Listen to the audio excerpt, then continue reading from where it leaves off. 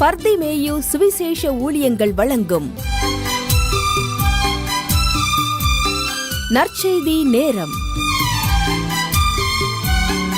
தேவ செய்தி pastor R. Augustine. இந்த நாளில் ஆவிக்குரிய நிலையிலே குஷ்டம். ஆவிக்குரிய நிலையில் இருக்கிற குஷ்டம் என்ன? ஏன்னா எழுத்தின்படி சரீரத்தில் இருக்க குஷ்டம் கண்ணுக்கு தெரியும். ஆனால் ஆவிக்குள்ள குஷ்டம் என்ன தெரியுமா? நாகமான போல தான். உங்கள் திருப்புங்க வேதத்தை 2 ராஜாக்களின் புஸ்தகம் 5ஆம் அதிகாரத்திலே முதல் 2 வசனத்தை அப்படி எல்லாம் திருப்பி வச்சுக்கிறீங்களா? அப்படி எல்லாரும் திருப்பி எடுக்கிற வரைக்கும் பாடுமா?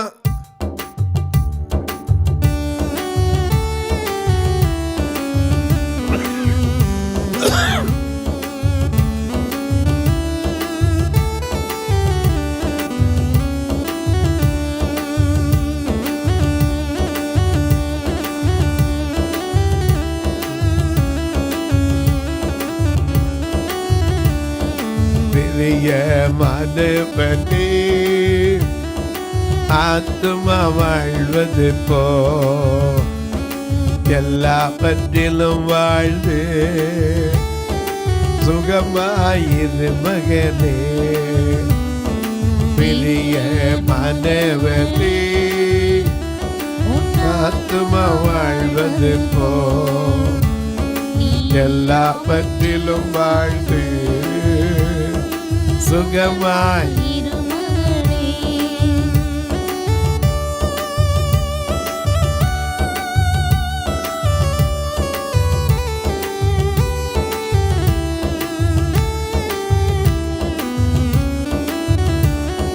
வாழ்க்கை என்பது போராட்டமே, நல்லதொரு போராட்டமே. வாழ்க்கை என்பது போராட்டமே, நல்லதொரு போராட்டமே.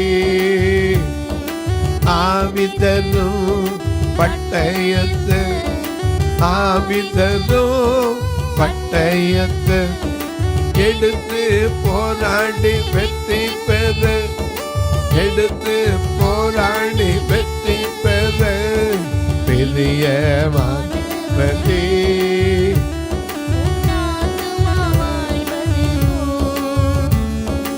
எல்லாவற்றிலும் வாழ்த்து சுகமாய் மகனே.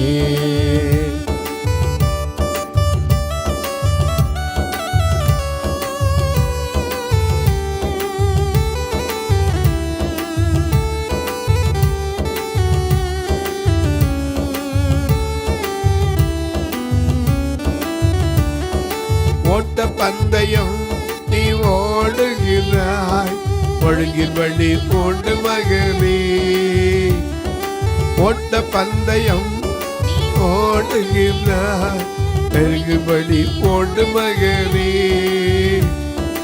நெருங்கி வரும் பாவங்களை நெருங்கி வரும் உதறி தள்ளிவிட்டு போண்டு மகனே, உதறி தள்ளிவிட்டு போண்டு மகனே. பெரிய மாணவனே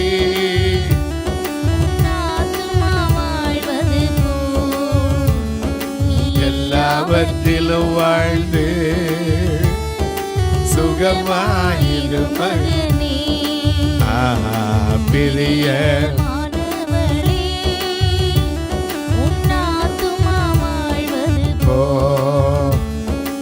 எல்லாவற்றிலும் வாழ்ந்து சுகமாய் மகனே. எல்லாம் எடுத்திருப்பீங்க. இங்க வாசிக்க சொல்லட்டுமா? இப்ப வாசிங்க பார்க்கலாம். சீரிய ராஜாவின் படைத்தலைவனாகிய நாகமான் என்பவன் தன் ஆண்டவனிடத்தில் பெரிய மனுஷனும். நல்ல கவனிக்க, பார்க்கிறதுக்கு பெரிய மனுஷன், ஆனா உள்ள இருக்கிறது என்னது? குஷ்டரோகம். இதுதான் நம்ம நிலைமையும். வெளியே பார்ப்பதற்கு வெள்ளை அடிக்கப்பட்ட கல்லறை. ஆமா, உள்ளுக்க போனா தான் என்னது? எலும்பு, புடை நாற்றம். உள்ள போனா தானே தெரியும். அநேக நேரங்கள் வெளியே பார்க்கும்போது மேலே எல்லாம் எப்படி தான் இருக்குது, நல்லா தான் இருக்குது. ஆனால் கல்லறைக்குள்ளே போனால் அதான மாத்தாள் மரியாதை சொன்னாங்க, 4 நாள் ஆச்சே. அருமை. ஏன்னா அந்த கல்லறையை திறந்தா தான் அந்த வாசனை தெரியும். வெள்ளையடிக்கப்பட்ட கல்லறை. நம்ம அநேக நேரங்களில் எல்லாம் அப்படி தான் வாழ்கிறோம்.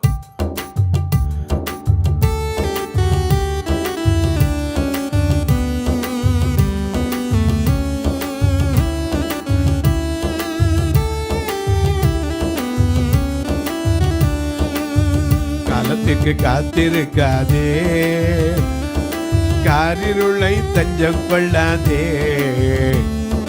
காலத்திற்கு காத்திருக்காதே, காரிருளை தஞ்சம் கொள்ளாதே. நியாய தீர்ப்பு நாளும் வருமே மகமே, அப்போது நீ என்ன செய்குவா. நியாய தீர்ப்பு நாளும் வருமே மனமே, அப்போது நீ என்ன செய்குவா. காலத்திற்கு அம்மா, காலத்திற்கு அக்கா, காலத்திற்கு காத்திருக்காதே, தஞ்சம் கொள்ளாதே. காலத்திற்கு காத்திருக்காதே, இருளை தஞ்சம் கொள்ளாதே.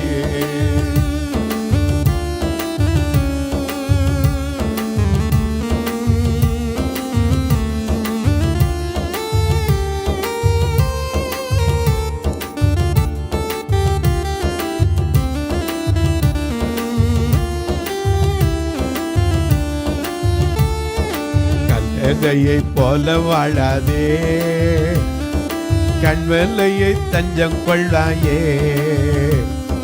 கல்லறையை போல வாழாதே, கண்வலையை தஞ்சம் கொள்ளாயே.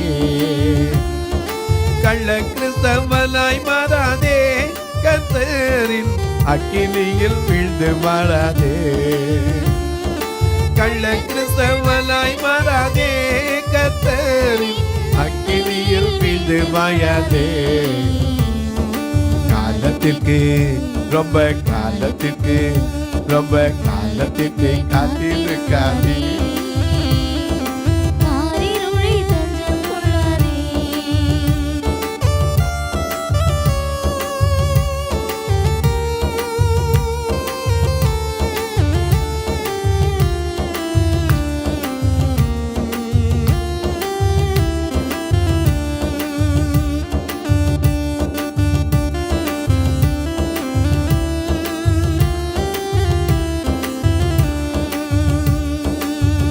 கல்லறையை போல வாழாதே, கண்மலையை தஞ்சம் கொள்வாயே.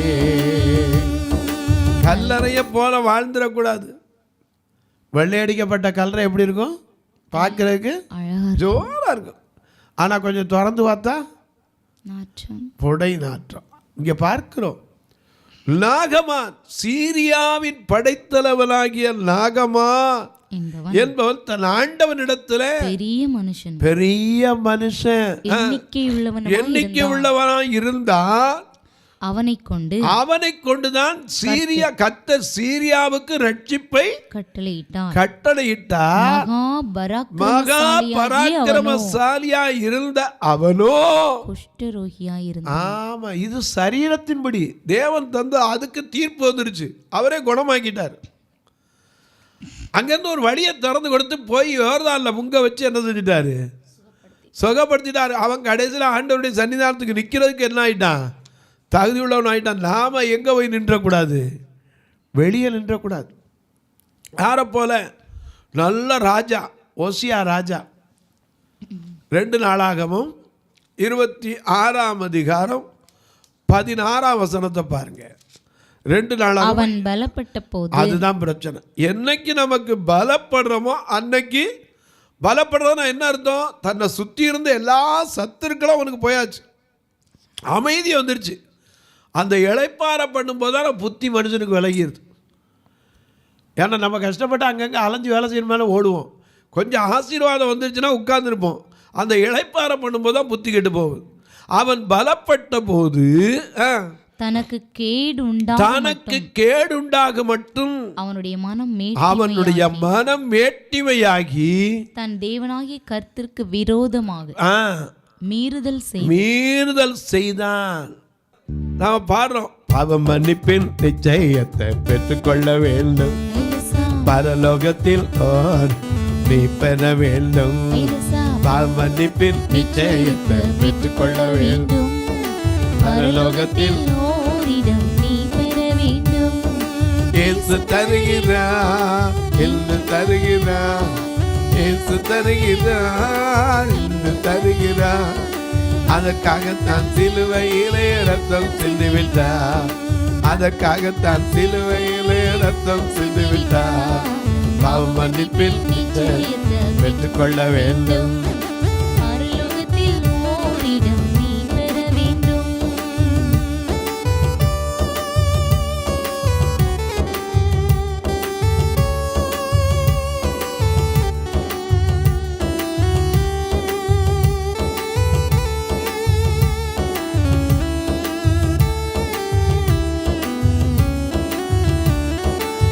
முதலாய் தேவனுக்கு உகந்தது தேடு, முதலாய் தேவனுக்கு உகந்தது தேடு.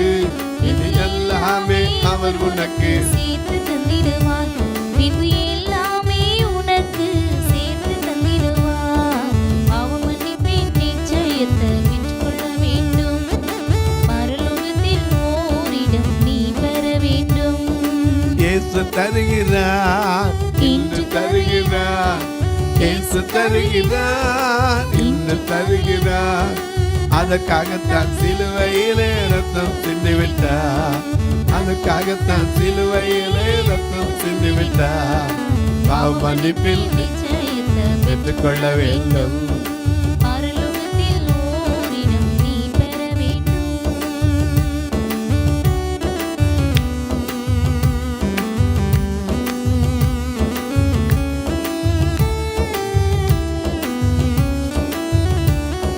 வருத்தப்பட்டு பாரங்கள் சுமக்கின்ற மகளே, வருத்தப்பட்டு பாரங்கள் சுமக்கின்ற மகளே, நீ வருவாயா, இயேசு உனக்கு வாழ்வு தந்திடுவார், வருவாயா, இயேசு உனக்கு வாழ்வு தந்திடுவார்.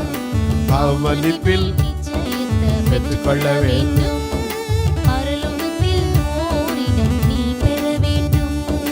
இயேசு தருகிறார், இன்று தருகிறார், இயேசு தருகிறார், இன்று தருகிறார். அதற்காகத்தான் சிலுவையிலே ரத்தம் சிந்தி விட்டார், அதற்காகத்தான் சிலுவையிலே ரத்தம் சிந்தி விட்டார். எனக்கு அன்பானவர்களே, வெளியே பார்க்கறதுக்கு நல்லா இருக்கும். இந்த ஓசியா ராஜா 4ஆம் வசனத்தை பாருங்க, 2 நாளாகவும் 26:4. அதே அதிகாரத்துல 4ஆம் வசனத்தை பாருங்க. அவன் தன் தகப்பனாகிய அமத்சியா செய்தபடியெல்லாம் கர்த்தரின் பார்வைக்கு செம்மையானதை செய்து தேவனுடைய தரிசனங்களில் புத்திமானாய் இருந்த சகரியாவின் நாட்களிலே தேவனை தேட மனதாய் இருந்தான். ஏன்னா 16 வயசுல அவன் அரியணை ஏறினவன், 52 வருஷம் என்ன செய்தான், அரசாண்டான். ஆனா இப்படி அரசாண்டவனுக்கு பலப்பட்ட போது வந்த புத்தி என்ன தெரியுமா?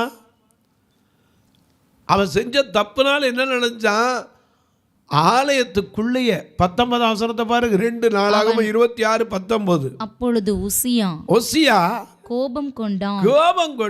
அவன் தூப கலசத்தை தன் கையிலே பிடித்து ஆசாரியரோட கோபமாய் பேசுகிற போது ஆசாரியருக்கு முன்பாக கர்த்தருடைய ஆலயத்திலே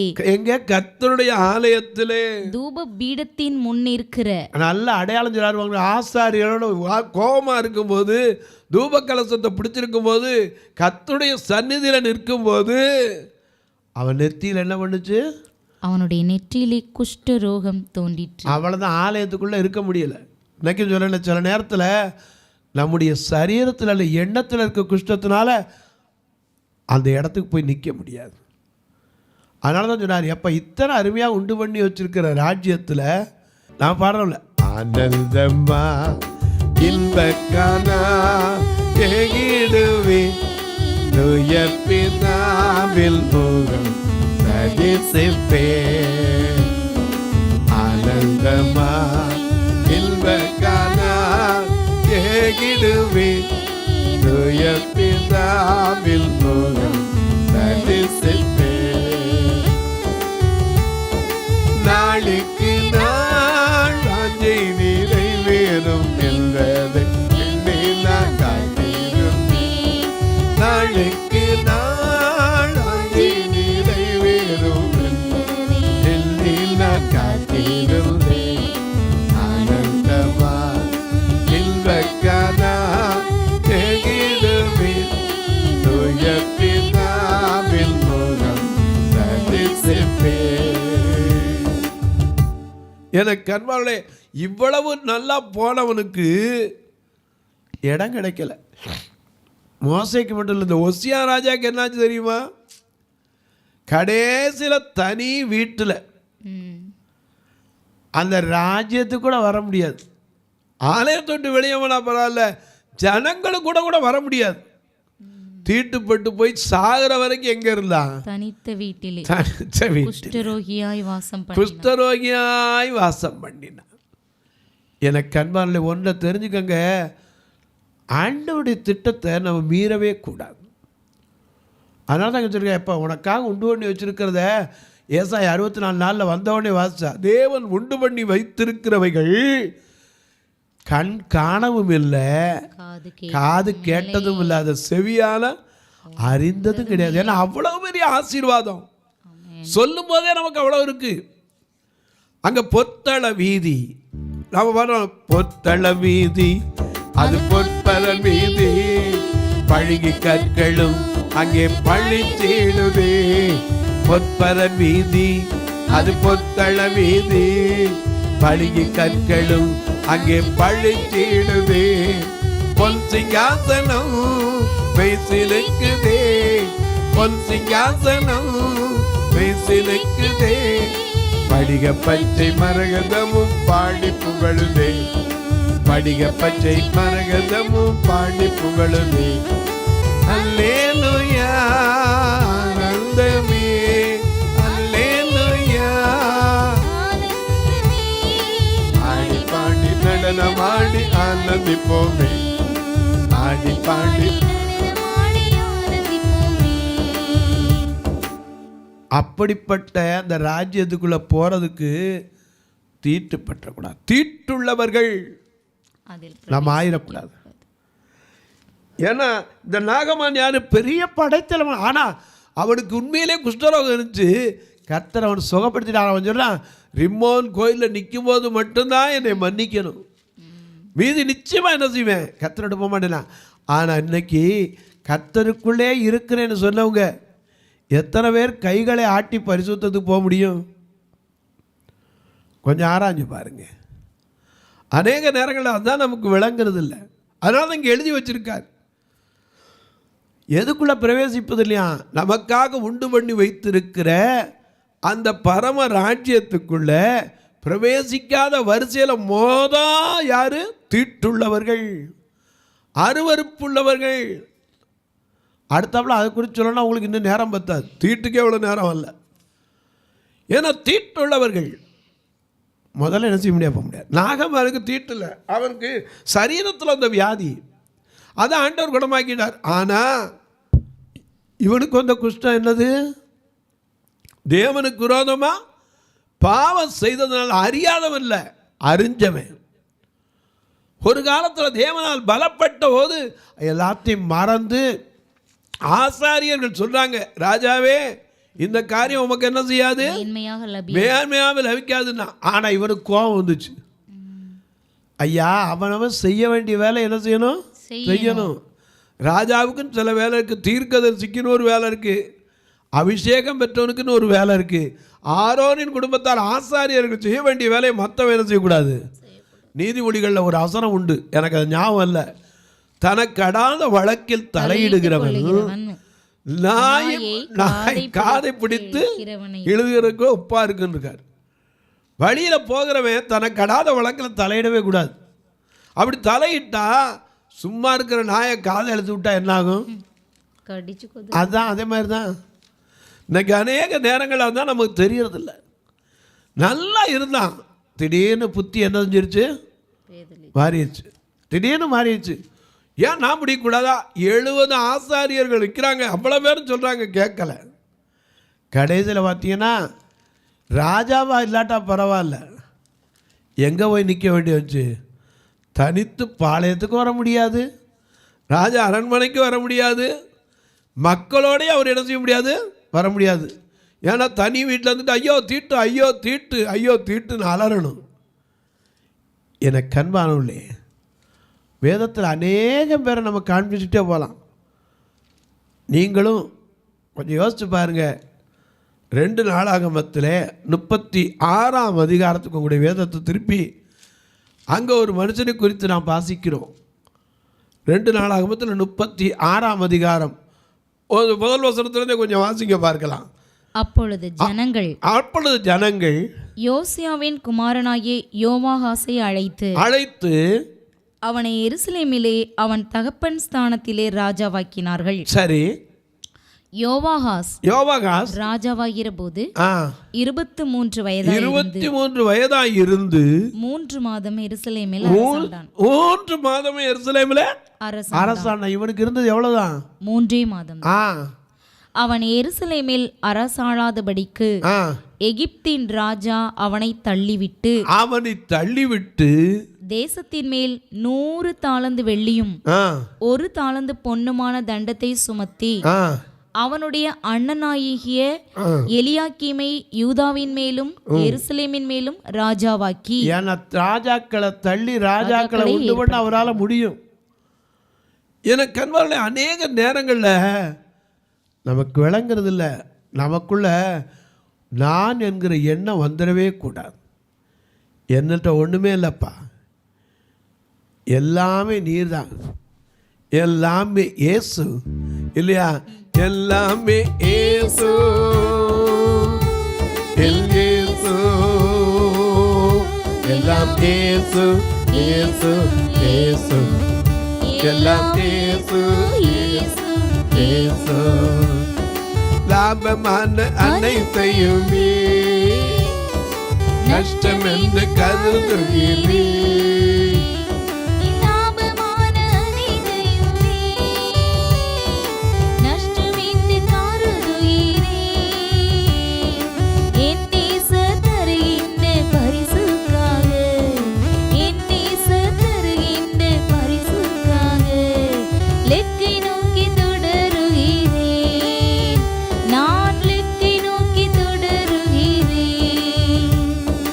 இயேசுவால பிடிக்கப்பட்டவள், ரத்தத்தால கழுவப்பட்டவள்,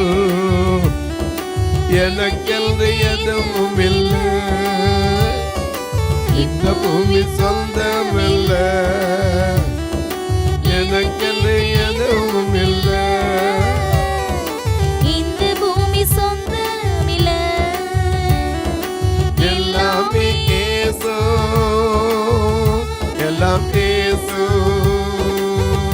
எல்லாம் இயேசு, இயேசு, இயேசு, எல்லாம் இயேசு, இயேசு, இயேசு, எல்லாம் இயேசு. அவர் தான் நம்ம கொண்டு போய் சேர்க்கிறவர். என்பக்கானான் ஏக நம்மால கூட முடியாது. இஸ்ரவேல் மக்களில் ஐயா மோசே போகிற வழியில் வந்துட்டான். யார் தான் கானானுக்குள்ளே கால் வச்சவன்? யோசுவாவும் காலேபும். இந்த 2 பேரை தவிர ஒருத்தர் வைக்க முடியல. அழைக்கப்பட்டவர்கள் அநேகர், தெரிந்து கொள்ளப்பட்டவர்களோ சிலர். தொலைக்காட்சியில் பார்க்கிறேன் அன்பு மக்களே, இந்த நிகழ்ச்சியை நாள்தோறும் பார்க்குறீங்க, கேட்குறீங்க, பரவசமடைகிறீங்க, ரொம்ப நல்லது.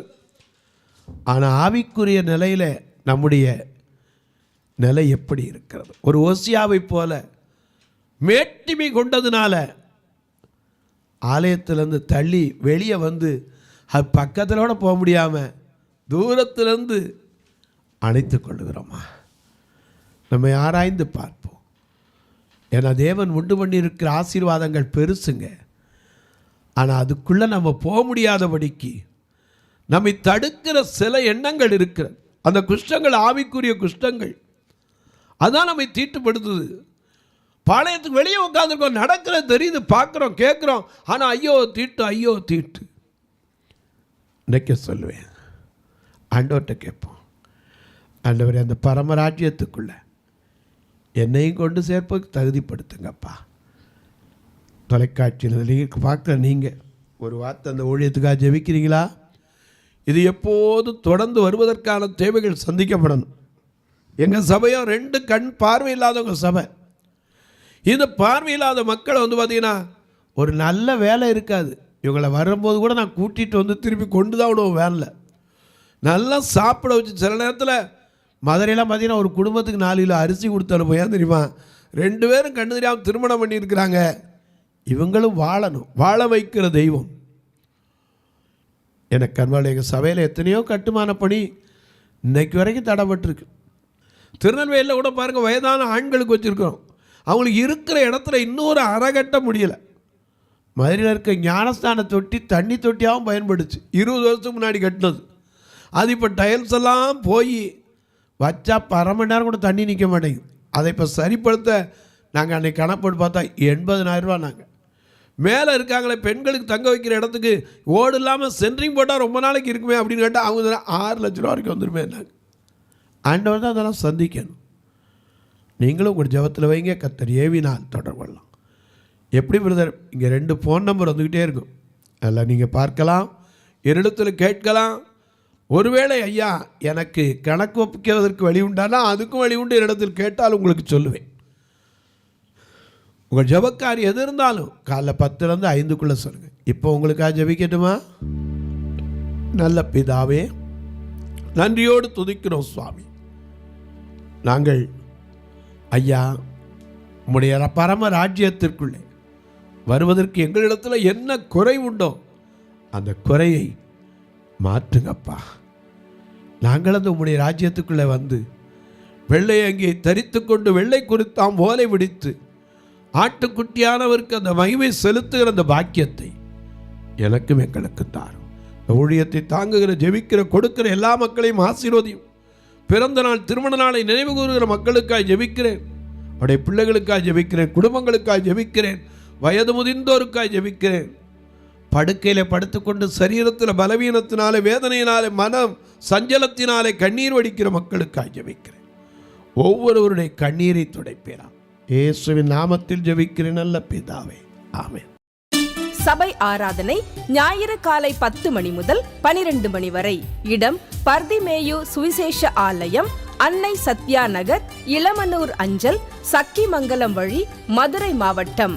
பின்கோட் 625201 மற்றும் பர்திமேயு சுவிசேஷ ஜெப வீடு, flat number 107, Eden garden, Muthur, Tirunelveli. Pincode 627011. சிறப்பு உபவாச கூட்டம் ஒவ்வொரு மாதமும் 2வது சனிக்கிழமை காலை 10 மணி முதல் 1 மணி வரை நாகர்கோவில் YMCA ஹாலில் வைத்து நடைபெறுகிறது. மற்றும் ஒவ்வொரு மாதமும் 4வது சனிக்கிழமை காலை 10 மணி முதல் 1 மணி வரை திருநெல்வேலி புதிய பேருந்து நிலையம் அருகில் உள்ள கிரேஸ் ஹாலில் வைத்து நடைபெறுகிறது. எங்கள் எல்லா ஆராதனைகளிலும் கலந்து கொண்டு தேவனை மகிமைப்படுத்த அன்பாய் அழைக்கிறோம். உங்கள் உதாரத்துவமான காணிக்கைகளினால் இவ்வூழியத்தை தாங்க விரும்பினால் R Augustine, account number 5021364331, IFSC code IDIB 000B066, Indian bank, BP குளம், Madurai. GPay number 9842181917, BGM ministries மற்றும் 9442559772, பிளைண்ட் மினிஸ்ட்ரீஸ் அகஸ்டின். உங்கள் தொடர்புக்கு பாஸ்டர் ஆர் அகஸ்டின், பர்திமேயு சுவிசேஷ ஊழியங்கள், நாகமலை, புதுக்கோட்டை, மதுரை 625019. தொலைபேசி எண்கள் 9842181917 மற்றும் 9442559772. கர்த்தர் தாமே உங்களை ஆசீர்வதிப்பாராக.